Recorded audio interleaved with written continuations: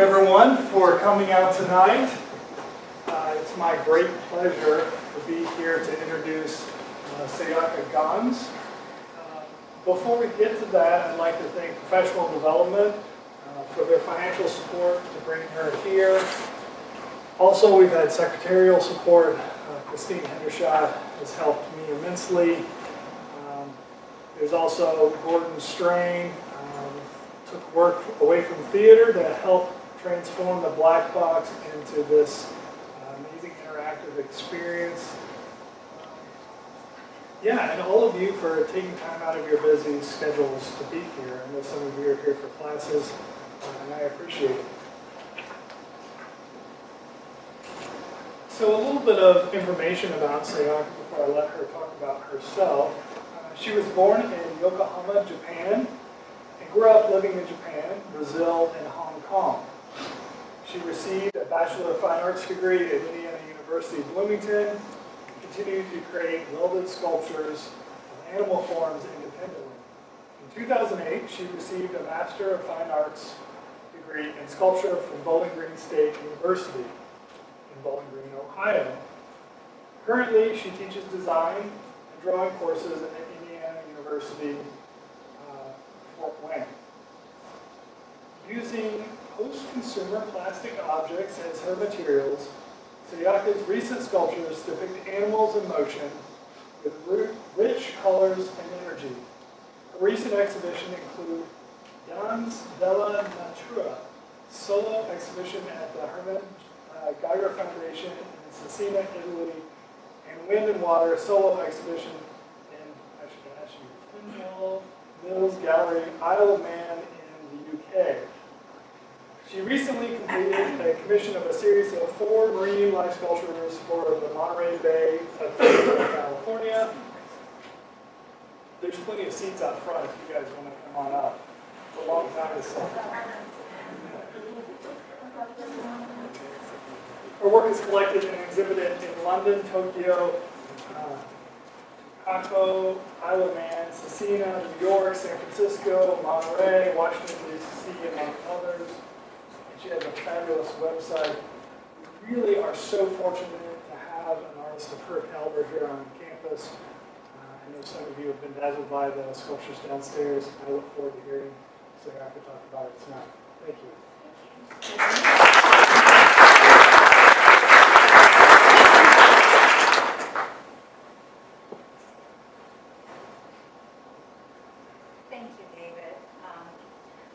Very happy to be here.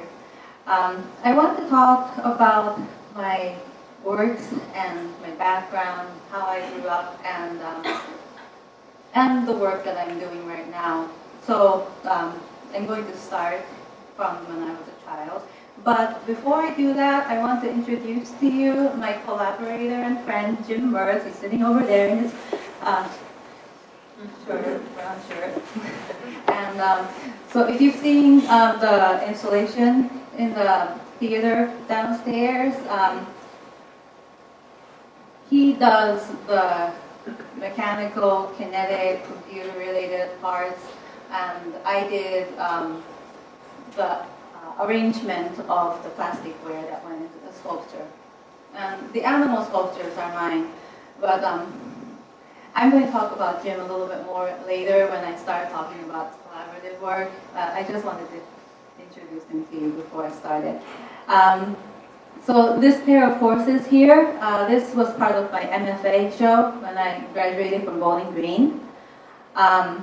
They're made of mostly kitchen utensils, plastic. I got some parts from upright fans and plastic chairs, tables, things like that as well. I started doing this when I was in graduate school, and this is what I continue to do right now. As a child, I really loved putting different shapes together. I loved puzzles, and when I was even younger, this is a toy that I loved the most, I think. Up until when I was maybe first grade, pretty old for this kind of toy, but I still love the way it feels when you put the right shape in this right hole and it goes in nice and smooth, when it wouldn't go in anywhere else. So that's the kind of sensation that I still kind of get excited by. I did grow up moving quite a bit. I was born in Japan. When I was 9 years old, my family moved to Sao Paulo, Brazil. And then we moved back to Japan when I was 13. And then in Japan, we moved to a different city, actually back to where I was born when I was 15. Then when I was 17, we moved to Hong Kong. There I graduated from high school. And then for college, I went to Indiana University, Bloomington. And I actually studied printmaking. Then I met my husband there. We moved to Fort Wayne. And so Fort Wayne is actually the place I've lived the longest in my life. Growing up, I never graduated from the school I entered. And it's my strength now. I think if you move up, if you move a lot, if you've been to many places, that's your strength. If you've been in one place your entire life, that's your strength. And you kind of have to think of it that way and use it to your advantage. In Japan, the Shinto philosophy is very, very deeply ingrained in our thoughts. And Shinto is an animist philosophy where we believe that everything in this world has a spirit. So that tree has a spirit, a rock has a spirit, a statue, man-made things also have a spirit. So we're told when we're children that if you throw something away when there's still life to be used, use left in the object, like a pencil that's kind of maybe halfway used. If you throw something like that away, that object will be weeping in the trash at night when you go to sleep. And so, you feel so guilty about throwing things away if you're a story like that. So I still feel that way now that I've grown. And, if something like a bottle, this has a soul, if you believe in God that created us, this thing, it probably thinks I'm God because we human beings created these, right? And so how can I be cruel to this thing that worships me, maybe? When I lived in Brazil, it was quite a culture shock for me, moving from Japan, where everything's very small and orderly. The streets are very narrow, the shops are small, and going from there to Brazil, where everything's so big, the space is vast, and wildlife so colorful. In Japan, we see maybe sparrows and crows, and we don't really have squirrels, so most of the birds we see, if you live in a city like in Tokyo, Yokohama, they're brown, black, gray, and then, in Brazil, there are all these beautiful colors everywhere. So that was quite fascinating, and I think that's the memory that I still carry with me when I make my animal sculptures. And then, we moved back to Japan in between, but from there to Hong Kong, which Hong Kong is very, very densely populated, all these high-rise buildings everywhere. They say that if all the people that are inside the buildings, if they all decided to come to ground level at the same time, there's not enough ground for everyone to stand on. So that's how dense it is. So it's really crazy if you go take a subway during rush hour. If you're kind of up on a hill looking down, you see this sea of humanity and all these black heads, kind of all dark. There's no ground that you can see everywhere. And, it's pretty chaotic visually. It really grew on me. When I first moved there, it was a little overwhelming to me. And then from there, another shock. All of a sudden, I can see the sky, I can see the horizon. So, I really enjoy, I love this beautiful farm fields of Indiana. I think it's beautiful. And this is where I went to school, Indiana University, Bloomington. It's a really beautiful campus, which I probably, unfortunately, didn't appreciate as I should have, because that's really all I knew of United States. But I studied printmaking, and at the time, I wasn't really exploring anything that's related to animals. Most of my prints were of still life or landscape. I think the memory of kind of this landscape in Hong Kong was pretty dominant in my mind at the time. But looking at some of the images that I was really drawn to, this is by Marcel Duchamp, the nude descending the stairs. And so I think looking at them now, I can see the relationship between the two-dimensional images that I really liked and what I do now. I liked the sense of motion. I liked the kind of variety within the unity of these shapes that are kind of related and similar to each other, but that aren't identical, all put together like a puzzle. And I also really liked Jackson Pollock. I think it was the sense of motion I was drawn to in his work. And I met my husband when I was in Bloomington, undergrad. And so he was here last semester, so maybe some of you still remember the images of his work from downstairs. And I never thought growing up that I would marry another artist. But it's worked out great. He's wonderfully supportive of my work, and we complement each other because he's all two-dimensional, and he does like such extensive research and kind of preliminary work that leads up to his drawings, and I learned so much from just watching his process. And this is kind of a breakthrough piece for me. So, because my professors were very supportive of me exploring other media while I was studying printmaking, so I took a one-day welding workshop, just one day when I was a sophomore, and I really liked the process. So I kept making these animal sculptures from mostly from scrap pieces that other students had left in the scrap pile in the sculpture building, because I didn't even have a car at the time. And so that's how I started with the animal sculptures. This was the piece that made me really think that I wanted to continue to make animal forms. I felt that at the time that it really captured the kind of sense of motion that is about to pounce on something and start running. I wanted the animals to look animated, and I really just love this process of putting these found objects together.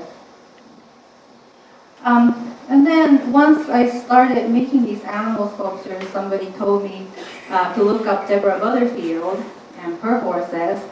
So I went to the library and looked her up and really fell in love with her sculptures. I think I really love her sculptures, but in some ways I learned to differentiate myself from her work also. So I think all the artists that I really appreciate, I'm careful to not become too similar to that artist.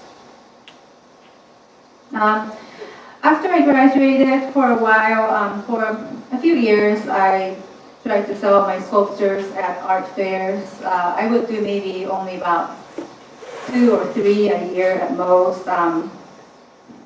And it really was not for me, unfortunately. I wanted to show that I did this, but because I'm a little shy, you have to sit there in front of all these people all day long, and I don't really know if I should make eye contact with the person coming in front of me, if if I should try to talk to them or if they're going to feel like I'm trying to sell and they're going to run away, or I just didn't know what to do.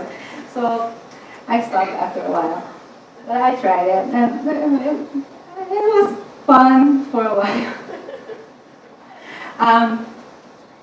Also, at the time, I was starting to feel that although I really enjoyed the process of making these animal sculptures, I needed some kind of a change.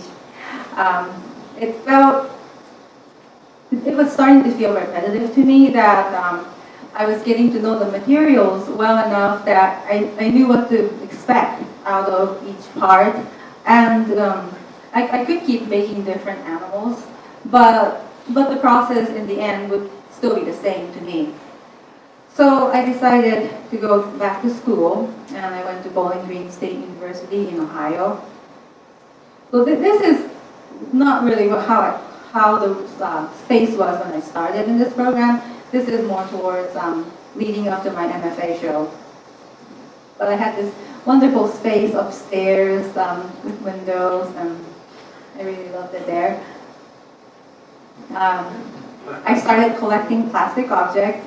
That was one of the 3 possibilities I considered while in grad school. So up until that point, I was making animal forms with scrap metal. So I either had to change the materials I worked with, or I had to get away from animal subjects and maybe start making human figures, or stay with animals with the metal but change the scale. And so I tried to explore all 3. I spent a whole semester making cast forms of human figures, which I didn't include the pictures of, but in the end, I chose the plastic. And that was a really difficult decision at the time. I really didn't know what was right. This is the first piece that I ended up making. And this piece, I think I started because I found a bag of yellow plastic chain at a thrift store.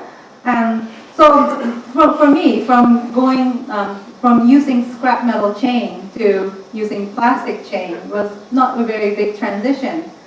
And so it naturally kind of came to me that a lot of these plastic objects that I found at thrift shops were very similar in form to the metal objects that I was using. So I could find trowels, I could find spoons that look maybe a lot like scoops that you find in metal, and spikes and things were like forks, and there's a lot of similarities there. This is one of the larger pieces that I made during that time. I wanted to show more of the process here. So I made this piece. This piece didn't really need much of a structure inside because of the scale. I just needed to put this,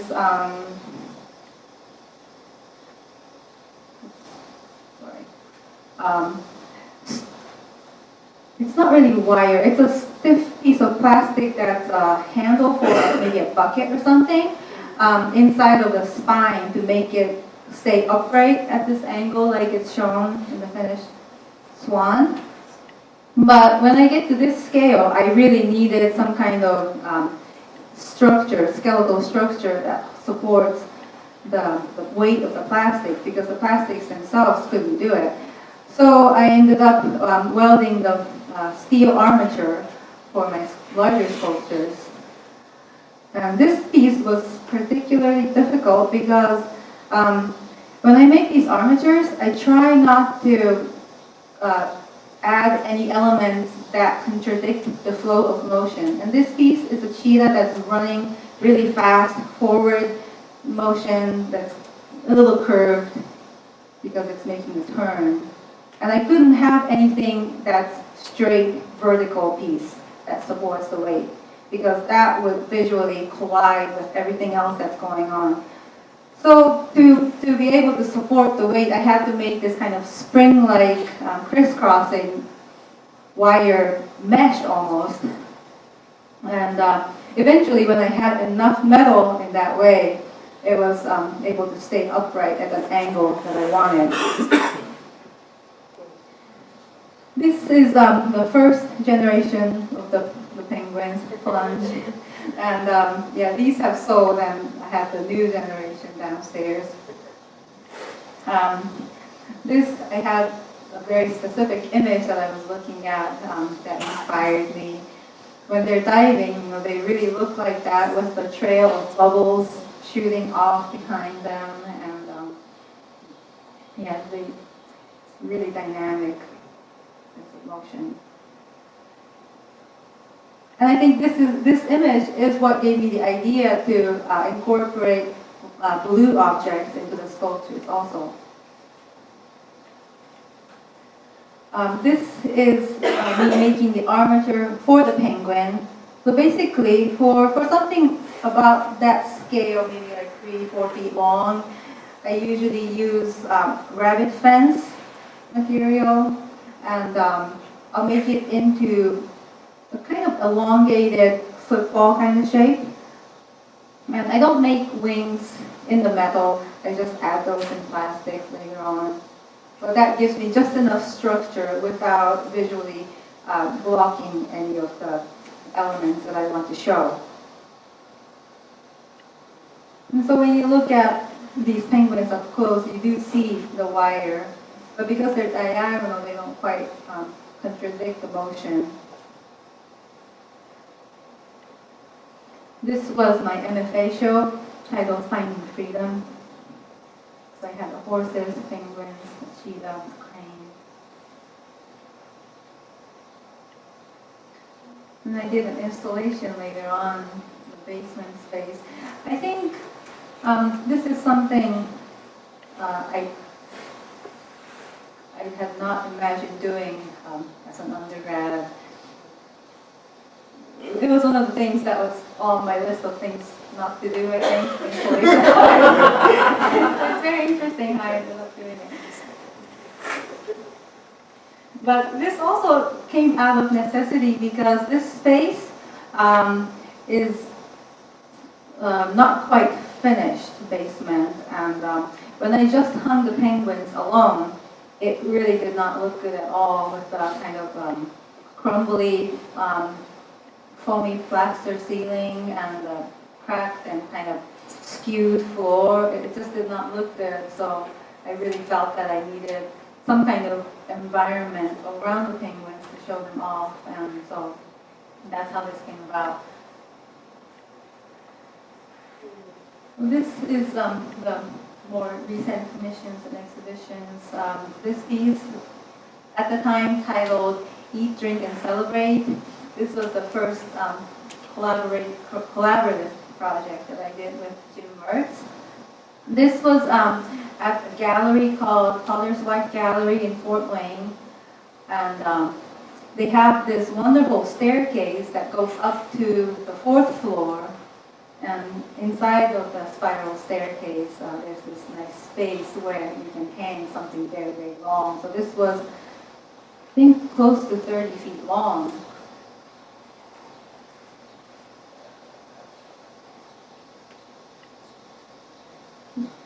This is a commission that I did on the Isle of Man.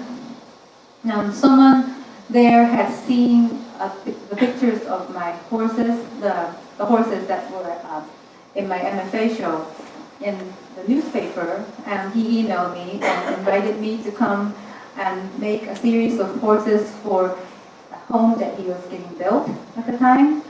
So I arrived with these armatures.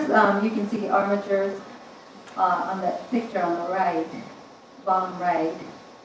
So I shipped those separately, and I shipped the plastic objects in boxes separately. The construction had been delayed, so the original plan was for me to arrive when the rooms were finished, but I was there with a hard hat and reflective gear, working inside of this construction. Mud everywhere, people using power tools all around me. It was a very interesting experience. I've never done anything like it. So when I left, the room was not finished yet, and I was there for 5 weeks, so it was about a horse a week. And this is what it looks like now. And this is their TV room. It was a huge place. And this is the show that Jim and I had in Italy this year in March at the Herman Geiger Foundation. So for that, I took the horses. I made new horses for the show, which took about 8 months. So this is a different pair than the one that I showed at the beginning. And I showed the penguins. This was a whole new learning experience because I had never shipped an entire show overseas before. So just getting the quotes and then figuring out what things weigh or how big everything was, just getting all the measurements right and getting it together enough so that it's easy to identify which part goes with what. And we had shipped the plastics for the chandelier all packed, all taken apart, and then I had stacked all the same similar bowls together so that they don't take up as much space. And then when we got to Italy, one of the boxes went missing. So the chandelier, we were missing half of the chandelier, and we were missing probably 20 of similar bowls. I'm so sad about the fish bowl. That fish bowl, it's really pretty, and yeah, both of them, because I put them together, they're both missing. So, yeah, this is the chaos of us trying to figure out what to do with the existing plastic, what can we do, and the people at the Herman Geiger Foundation were very, very kind and accommodating. They took me to this Italian dollar store, basically, and I bought these bowls and plates. And so some of those bowls and plates in the chandelier downstairs, they're made in Italy. This is one of the newer pieces I made for the show on the Isle of Man. Because when I went to make the horses on the Isle of Man back in 2011, I was there for 5 weeks, and I had never been to the UK before. I wasn't particularly interested, actually, but when I got there, I just fell in love with the Isle of Man. There are birds everywhere, and it's a small island. It's only about 33 feet long, 33 miles long, and yeah, that would be 33 miles and 13 miles wide. So if you drive in any direction for about 10 minutes, you get to the beach or the coast, and there are birds everywhere, and it's just so beautiful over there. So for the show that I applied for the Indian Arts Commission's Indiana Individual Artist Program grant, and so they gave me this grant. And I used it to go back to the Isle of Man this year to have a show there. And for the show, I researched some of the species that are unique to the Isle of Man, and puffins. They have puffins on the Isle of Man. So that was one of the sculptures I made for the show. So this is the poster for the show.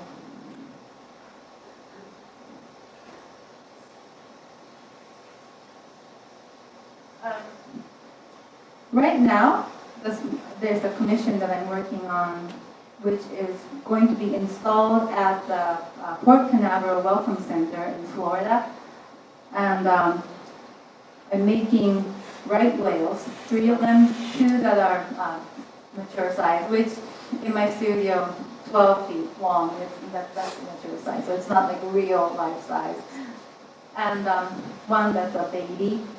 And I'm making this installation of kelp and bubbles and schools of fish, as well as rays and jellyfish. So that's what the next commission is going to be.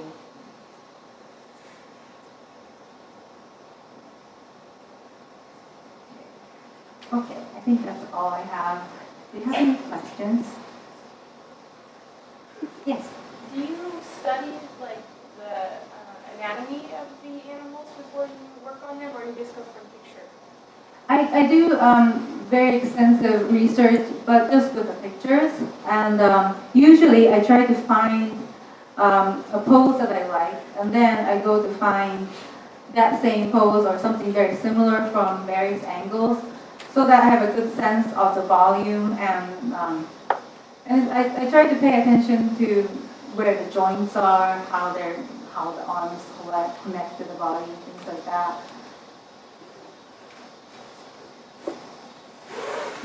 So when you're assembling these, I was looking at the puffin, and I was looking at the many layers of the white or the clear objects in the wing. And are you doing this by trial and error? Are you putting something in and saying, I like how that looks, but it needs something else? Or are you planning it out? I mean, can you describe your process? It's very spontaneous, Yeah. and so yeah, basically like you said, I will add something and leave it there for a little while, maybe step back away from it and look at it. And if I'm not sure, then I'll leave it for a couple of days, and if it still looks funny, then I'll take it off.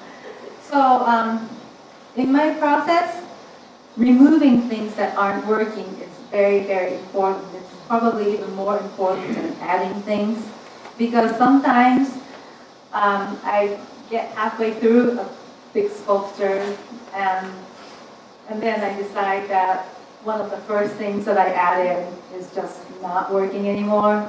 And then it takes a long time to remove, because these are basically tied onto the armature with various kind of electrical wire from appliances and cable ties. So it's a lot of untying little knobs and cutting the cable ties, and then keeping all the rest of the items together while I remove this big thing that I have right in the middle of the sculpture.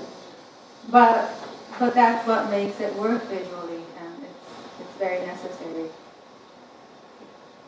Do you and Chris critique each other's work, or do you just kind of let him do his thing and you do your thing? Well, no, we do critique each other, and because Chris really knows a lot about animals. He loves animals, especially reptiles, but really he knows a lot more about animals in terms of knowledge than I do. So he gives me a lot of advice, and he'll tell me when something's not looking right, and then I'll grumble a little bit. I don't know. Maybe a day later I'll go and change it.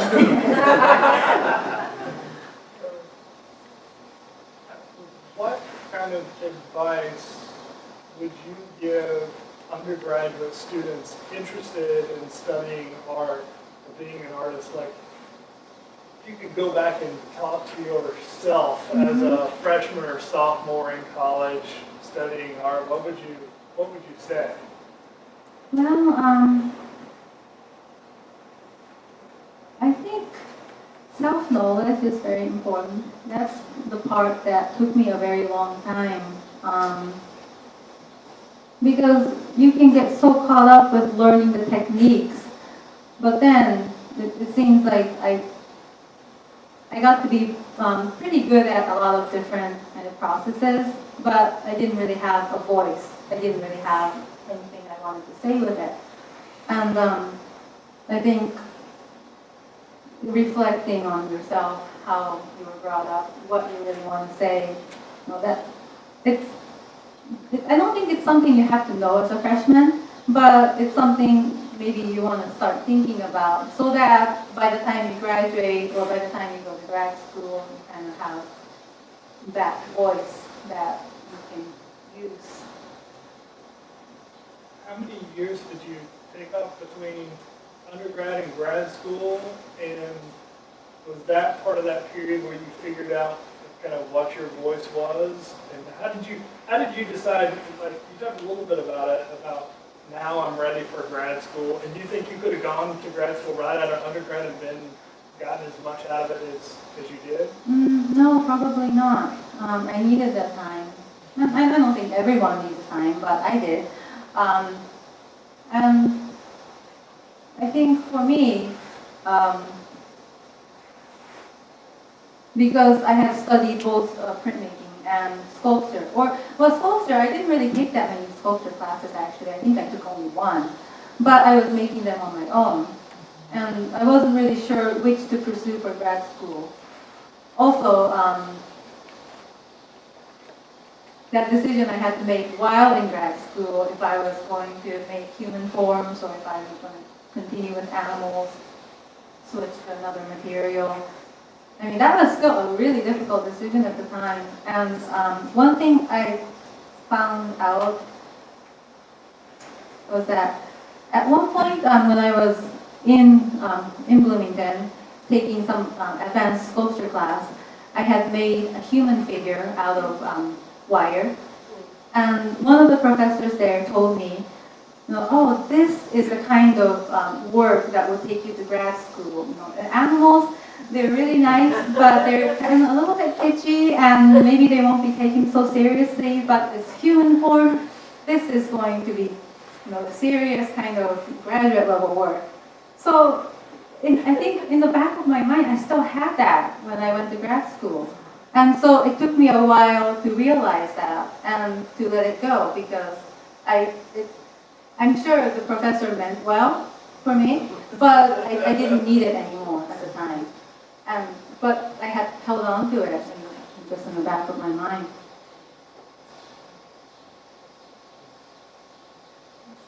You've talked about form and structure in your work, but I'm also really struck by the luminosity and about the way the light works with it. Could you talk about that a little bit? With the animals? Well, I collect these plastic objects, and I think these are really, some of these items are really beautiful. Plastic, when you put it in front of the light, it glows almost like stained glass. And you can't get that effect if you paint the plastic. You have to do it with the pigment that's already in the plastic. So I collect and I sort the plastic by color into different bins. So I showed the black bin earlier in the picture in the organization system. I didn't expand on it, but so I have about maybe 40 of those plastic bins in my basement right now. And they're all sorted by color. I have a red bin, blue bin, yellow, and maybe I have 3 black and 3 white, and the collection just keeps growing. But so when you use it that way, the plastic can really look luminous. And the lighting is very important too. Sometimes when I go to install a show, I forget about the spotlights, but it makes such a big difference. I only realize when I turn it on.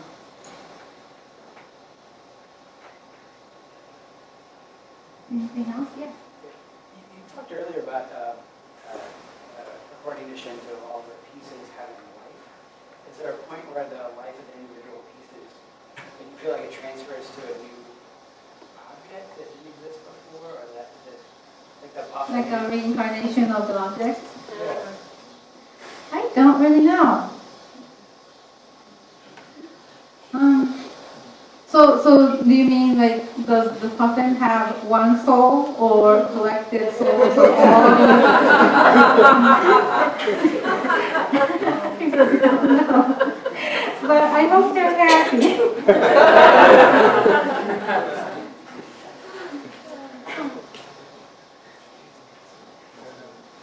Any other questions? How do you collect all of your materials? Well, usually at least about once a month I will get in my car and drive to maybe 5 or 6 different thrift shops in Fort Wayne. when when I'm on a road trip somewhere else, sometimes if I have time, I'll map out the thrift shops that I can hit on the way somewhere and I'll go there. I don't usually do garage sales because it's just so hard to know what's going to be there, and I can spend all day and just find maybe a bag full of things. Whereas when I go to a thrift shop, if it's a good one, like I fill up like a whole cart, and it takes me forever to check out. I feel so bad for the people. Do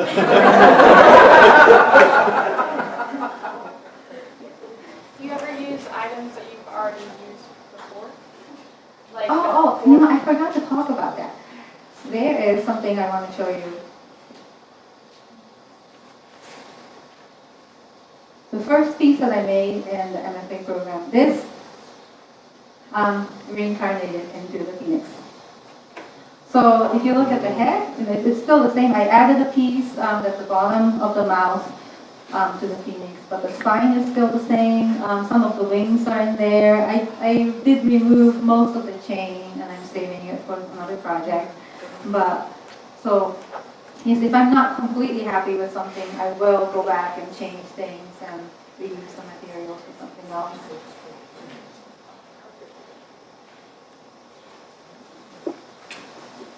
Let's give Sayaka a big round of applause.